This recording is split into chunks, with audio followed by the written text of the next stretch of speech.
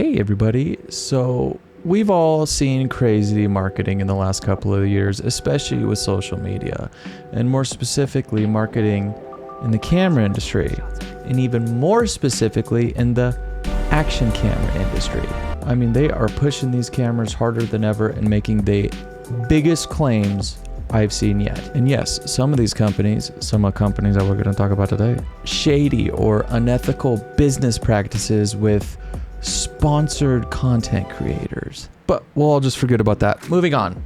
This recent marketing has just blown my mind. And when I first heard about it, I didn't really think it was going to go anywhere because it was like so but I'm telling you, I have seen all of the biggest photography / videography YouTubers all jump on the bandwagon and say nothing negative about it. I mean, nothing. There's no criticism. It just seems like this is it. And that claim is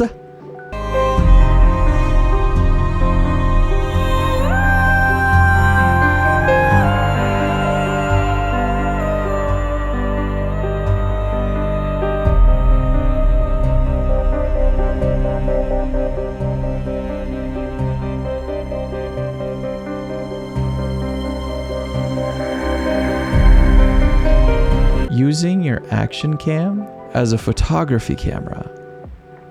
That's right. Using a camera with a sensor smaller than your fingernail as a photography camera. And they are promoting this so hard that Insta360 is literally selling a printer that you put on the bottom. Fixed to a printer. Of an action camera with a camera grip. So you could walk around like a doofus with an action camera shooting photos and printing it. What? But one thing I did notice is look at how small the little prints are. That should be a hint.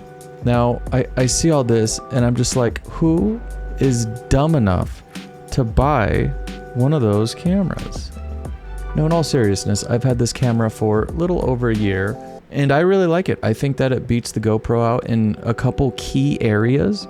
Not in all the areas, but in a couple. One thing I don't like about it is the flipper screen. I hate it. It's one more thing to break, and I just wish there was a little screen on the front, but they'd probably get copyrighted, even though I'm pretty sure they did get copyrighted, or was that DJI with their stability? I think GoPro sued them over the stabe.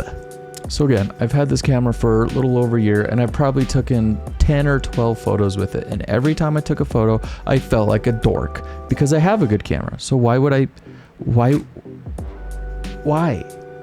And I mean, I looked at the quality of the photos that it took and I mean, it looks decent. Does it look better than my phone? No, yes, maybe, I don't know. I mean, they were clean images, but it was never crossed my mind to actually go out and take photos with my action camera. But all these content creators have been promoting it like crazy and they're saying it shoots in RAW and all these things and you could push the photos and really get a creative touch on it. So I decided, you know what? Let's go out there. Let's take little old action cam out during golden hour, best lighting conditions you can get. A little low light. It's a little bit low light, but we'll shoot RAW. And we'll go home and we'll edit it and we'll see if this is just dumb. We'll see if any of these claims have any legitimacy. So with all that nonsense out of the way, let's jump into Davinci. All right, so we're here in Davinci Resolve. Fresh project. We got our photos here. And so I kind of want to just show the whole process. I haven't done this yet. I dabbled a wee bit. So it looks like we have the JPEG here. 4608 by 8192. That's pretty big. And then, so this is the JPEG. So the RAW file is actually a DNG file. Let's look at the file size difference. 72 megabytes to 7 megabytes. So 10 times bigger. Same resolution. So it's a DNG file. So this is just the thumbnail. I hope it's not that dark because if it is, that's not good. The JPEG is a lot brighter, as you can see. So if it is in fact a DNG file, I should, oh, and you got all your data. Camera maker, Arishi Vision. If it is a DNG file, we should be able just to drag and drop it right here into Davinci. Let's see. We can. That's kind of nice. Oh, and it's flippied. So first what we need to do is get I gotta get this freaking weird ass dimension. 8192 by 4608. 8192, I forgot, 4608, is that it? Yes, it was. Okay. And now we need to go into portrait. We're gonna be going back and forth. Okay, and now we need to rotate it, which is normal for raw files. Digging it. I never know if it's -90. It was a +90. And then we just zoom out a little bit. So far, this looks good. I don't see like a lot of noise. It definitely doesn't look like it's in focus a whole bunch. But again, we are punched in like a boatload. Kind of digging that. So, okay, we're going to have to turn down the resolution here. There we go, because it's just slugging along. 570, I think, is the key here.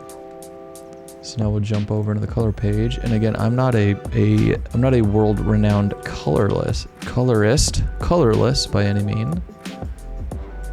But we will see what we can do here. Make it a little bigger. So it seems very dark. So we should be able to push it up, but this is already blown out, so don't want to turn the highlights up anymore. Ooh, there's a lot of information under the darkness there. That looks great. That looks fucking, everything is blurry. But again, we are super punched in, so, and we're at half resolution. Here, let's just turn up the resolution real quick.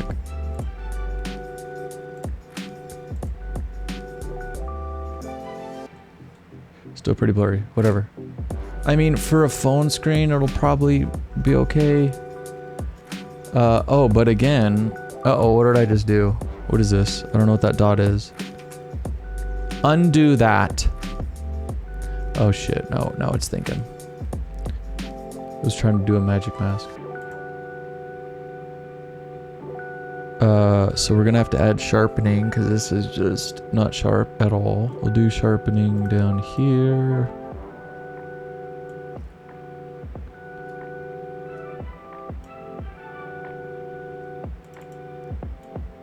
Just a little bit, right? Okay, that looks a little better. It's just so freaking wide. The color doesn't look terrible. And that's the thing with raw, like if it was true raw, there shouldn't be like any colors at all. But we'll just see what we can do with the saturation. I've noticed with like sunrise and, oh yeah, look at that. With sunrise and sunset, you could really bump up saturation and lie to the people without it looking too fake. It's kind of pretty. I mean, and again, since it's such high resolution, you could punch in a little bit. It looks pretty damn good, dude, honestly. But with the phone, you know, you get to zoom in, you do lose some quality. I mean, the Samsung phones are just insane with how much you could zoom. So let's look at a before, after. I am pretty impressed with how far you could push that, honestly. That looks pretty cool, I'm not gonna lie. So we are going to grab that still and we'll try to punch in a little bit. I'm trying to get that trash can out of frame. Oh, screw it, it's so far away. Then we'll grab this still. If the computer gods will allow it. Oh, we're not in the color page, that's why. That was pretty easy tweaks. And again, if you really wanted to get into the whole color science of the Insta 360, I'm sure you could get like a LUT and stuff, but I'm decently happy with that. All right, photo 2. Oh, and we could also compare it with the JPEG. Let's do that actually. Oh, we didn't take the distortion out, but honestly, the distortion isn't that noticeable. It is super easy to take the distortion out with the lens correction. So what I've noticed when I was tweaking this is Davinci does not like to do lens distortion on action cameras, as you can see. Well, that's pretty freaking similar, actually. That's actually pretty damn impressive. Holy crap. But you can see the difference from RAW to JPEG. And this is all standard, the JPEG standard color crap. All auto. Yeah, that's pretty good. I hate to admit it, that looks pretty freaking good. Let's just turn off the lens correction real quick.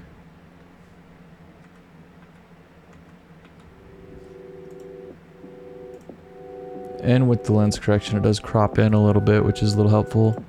It almost looks more warped when you do the lens correction, but it is damn similar to the JPEG with the lens correction.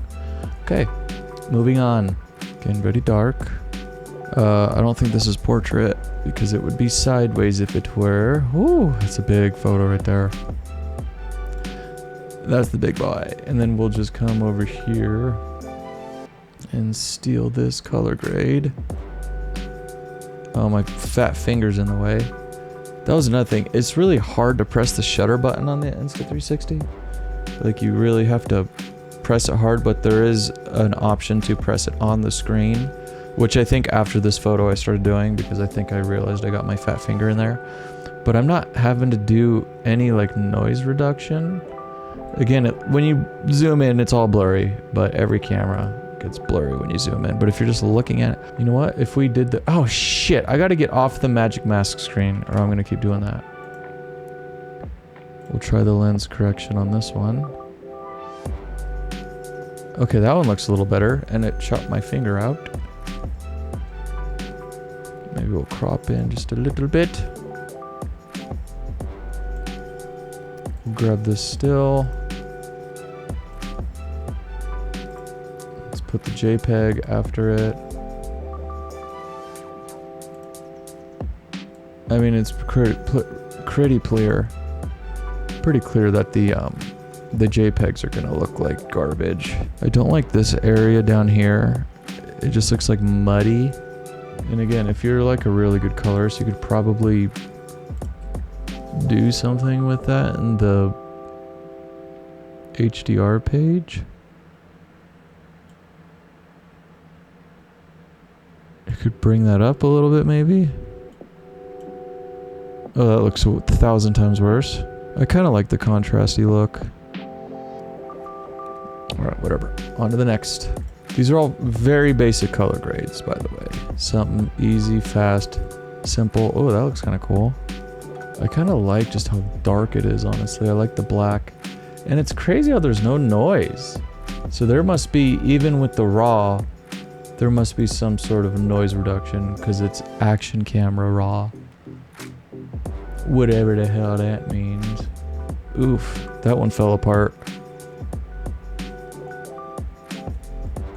I see a problem here. Yeah, or you could see like the... Oh, the saturation's probably too high for this picture.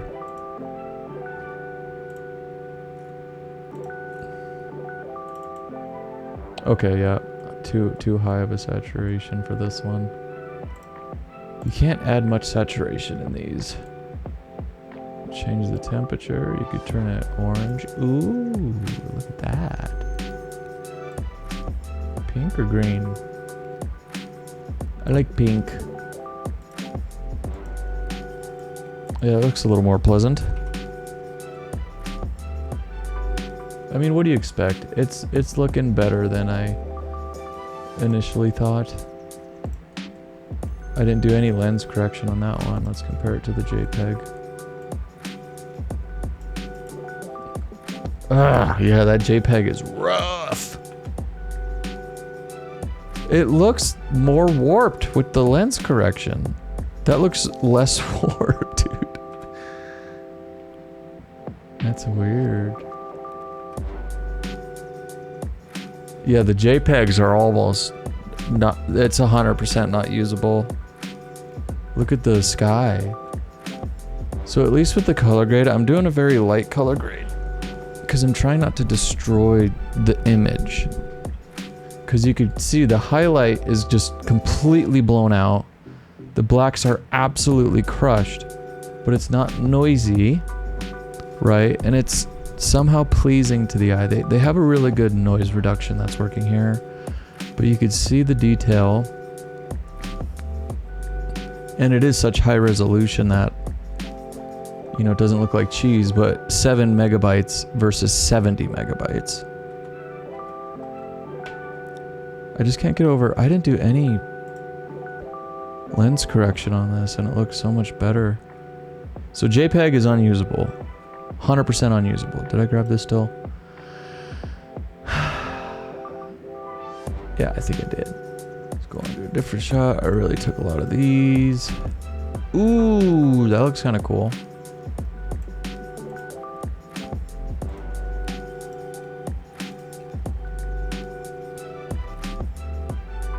See, I like contrasty photos. So this one, it looks like we could bump the saturation up. But again, the blacks are just absolutely shaboogied. Nothing's blown out, so that's good. This one, turn the saturation up a little bit. Oh, that looks great.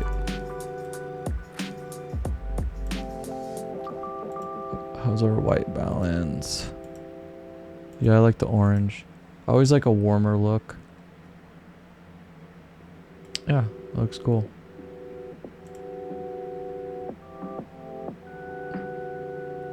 And again, if you took your time, you could probably come over here and make that not crushed.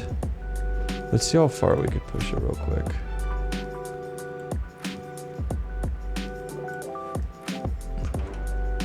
Definitely looks like there's some information there.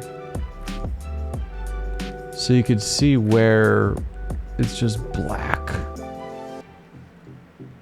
And if you come over to shadows, geez, that dark. That needs to be refined. Yep, that doesn't work. See, I like the contrasty. You really have to push it up in order to save the blacks, to get the details in the blacks. But then it just makes the image too bright.